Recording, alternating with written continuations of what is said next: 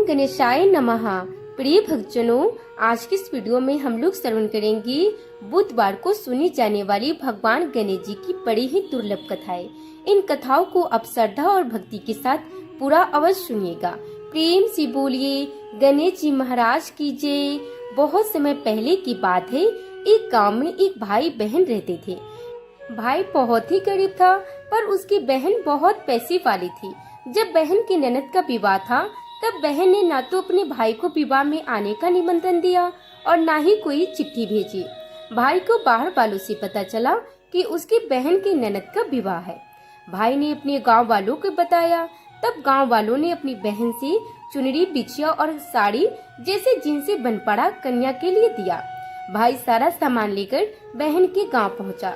बहन के घर जाने पे बहन की देवरानी बोली, भाभी जी आपके भाई आए हैं। तो बहन ने पूछा, कैसे आए हैं और क्या पहना है? तब देवरानी ने कहा कि पैदल आए हैं, फटी पगड़ी फटी धोती पहने हैं। तो बहन बोली, मेरे ससुर हवेली के सामने वाली दुकान में बैठे हैं, मुझे शर्म आती है। भाई को बोलो कि पीछे के दरवाजे से आए। भाई के आते ही बहन ने भाई को एक कमरे में बंद कर बाहर से ताला लगा दिया।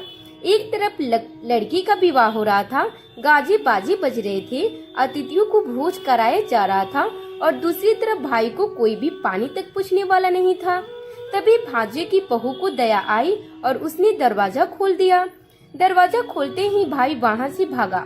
2 दिन के भूखे प्यासे रहने के कारण उसे चक्कर आने लगे। रास्ते में एक गणेश जी का मंदिर था, वहाँ जाकर वो गिर गया और रोती रोती गणेश भगवान को अपनी व्यथा सुनाई और बोला, हे गणेश जी महाराज, आज मेरी गरीबी के कारण से मेरी संगी बहन ने मुझे धिक्कार दिया है। घर जाने पे मेरी पत्नी, मेरे बच्चे जब पूछेंगे कि विवाह से क्या मिला है, तो मैं क्या जवाब दूंगा? तब गणेश जी को उस पर दया आ गई और गणेश जी भगवान बोले, मेरे बगीचे से ककड़ी और तरबूज तोड़कर ले जा। तब भाई ने ककड़ी तोड़ झोला भर लिया और अपने घर गया। घर जाते ही बच्चों ने पूछा, पिताजी बुआ के यहाँ से आपको क्या मिला है? आप क्या लेकर आए हैं? झोले को खोलते ही छोटे तरबूज सोने के गेंद में बदल गए थे। बाकी तरबूज काटने से हीरे मोती निकले। पति बोली, आप बहन के घर से इतना कुछ क्यों लाए हैं? आपकी बहन ने हम लोगों को बहुत ज्यादा दे दिया है। भाई ने कुछ भी जवाब नहीं दिया। गणेश भगवान की कृपा से उनके दिन बदल गए। भाई का काम धंधा जोरों से चलने लगा। धीरे धीरे गहने कपड़े रहने के लिए मकान बन गए। पत्नी बोली, एक बार ननद जी को बुलाकर लाओ। तो भाई ने नए कपड़े, नए जूते पहनकर रथ में बैठकर बहन को लेने गया। देवरानी बोली, भाभी जी आपके भाई आए हैं। बहन ने पूछा, कैसे आए हैं और क्या पहना है? तब देवरानी बोली, रथ में बैठकर खूब ठाट बाट से आए हैं। बहन बोली, मेरे भाई को बोलो कि वो हवेली के सामने से आए। मेरे ससुर देवर जेठ देखेंगे कि भाई का बहन से खूब स्वागत सत्कार किया। भाई बोला, बहन मैं तुम्हें लेने आया हूँ। तब बहन ने कहा, मुझे भी बहुत दिन हो गए हैं, चलो मैं चलती हूँ। भाई बहन को लेकर अपने घर आया। भाई और उसकी पत्नी ने बहन का खूब आदर सत्कार किया। जो चीजें मांगी सब बनवा कर दिया। बहन बोली, भैया मुझे एक जूते चाहिए। तब भाई ने मोची को बुलाया और कहा, मेरी बहन के लिए ऐसी जूती बनाओ जो मुंह से बोले। भाई ने बहन को बहुत सारा धन देकर विदा कर दिया। अभी तक वो जूती नहीं आई थी। बहन रवाना होने लगी, तब मोची जूतियाँ लेकर आया। बहन की जूती पहनते ही जूतियाँ बोली, निर्धन भाई की पैसे वाली बहन, गणेश जी के बगीचा नहीं होता तो आज क्या करती? बहन तब भाई की पत्नी से पूछने लगी, ये आवाज कहाँ से आ रही है? तभी भाई ने कहा, सुबह का समय है, कोई जीव जंतु बोल रहे होंगे।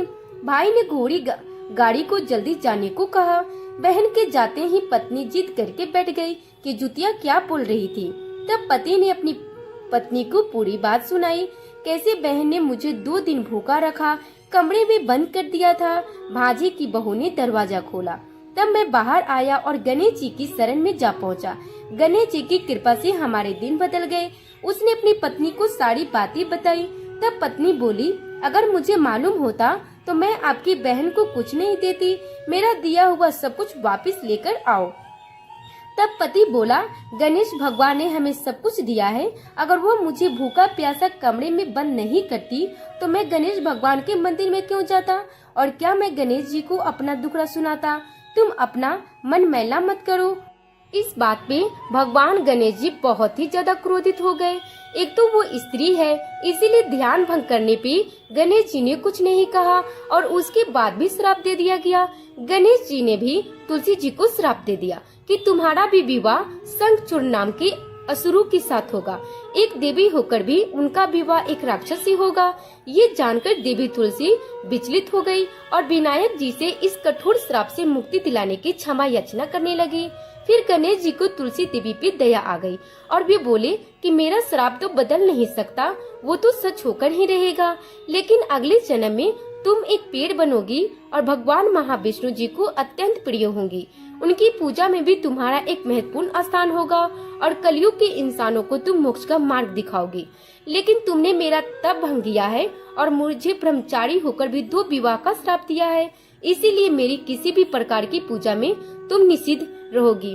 इस प्रकार देवी तुलसी गणेश भगवान की पूजा में निषिद्ध हो गई। प्रेम से बोलिए भगवान गणेश जी की जय।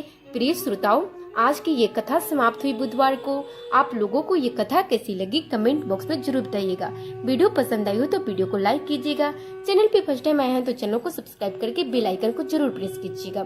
और हाँ, कमेंट बॉक्स में भगवान गणेश जी की जय लिखना ना भूलें।